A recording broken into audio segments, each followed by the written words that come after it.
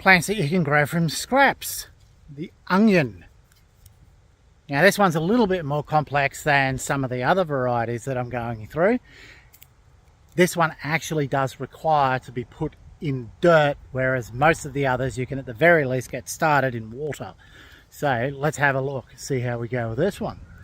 So when you cut the onion, you want to try and leave around about an inch, if you can, on the bottom. So a little bit thicker than what you would probably do when you're normally chopping your onion up.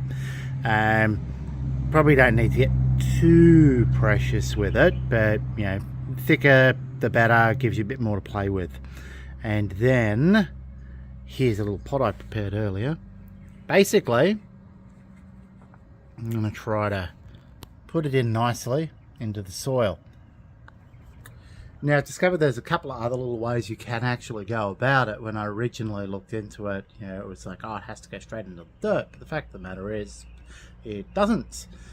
So if you cut a thicker slice off, and this is where it really does come in more important to have a bit thicker, you can actually do the old put it over the top of a glass of water scenario to give it a chance to get the roots to, you know, start to grow and get a bit of shooting happening, so you know that it's actually working. So that is one method, but then you do need to put it into the soil. It won't actually do anything until it's in the soil beyond starting its rooting process. So ultimately, you know, I haven't tried that one yet, but putting it into the soil and then covering it up is the way to go. Okay, so the next step, relatively obvious, is you need to cover it over. Now, you don't want to put it too thick, so basically just enough that it's covered. Nice and light. Whoop. Okay. Give it a bit of a watering. If it sort of washes away and you start to see the onion again, sprinkle a little bit more dirt on. You need to make sure that it is actually covered.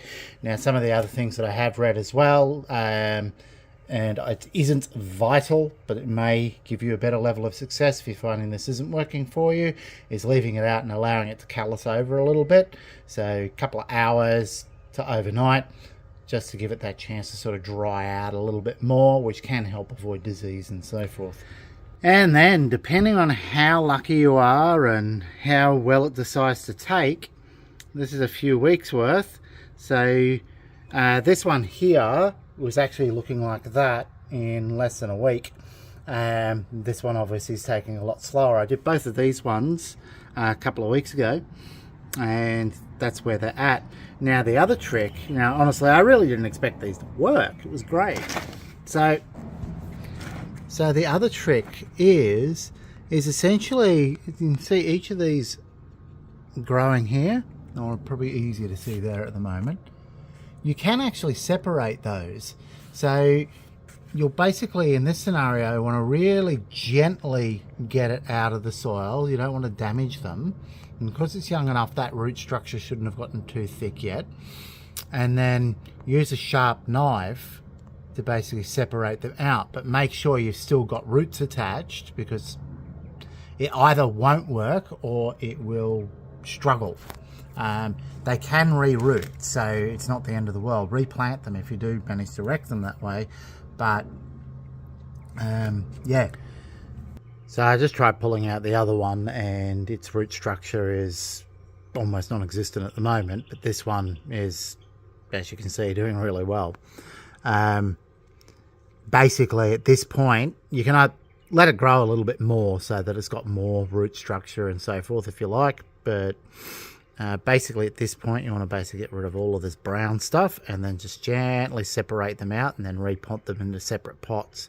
They do like to have a bit more space than what I've got here, although you may get away with that. So if you do have a larger pot, give them more space, maybe something like that sort of size. Yeah. Or bigger if you want to put multiples in there, or if you do actually have a garden, plant them in your garden. I'm actually going to separate these out and see how they go. But basically from here, essentially, it's just a matter of keeping them watered, keeping them healthy, and in a couple of months, you'll have onions. As simple as that. So there you have it. So hopefully that one's given you a tip. So, I mean, ultimately, if you're eating onions, you've got onions there, you've cut them up. Also, you can use it with the ones that are rotting as well. you're going to throw it out anyway, so there you go. Save yourself some money. Replant them. It's actually way easier than I thought. As I said, I really didn't expect that to work, but that's brilliant. See? Grow yourself some onions.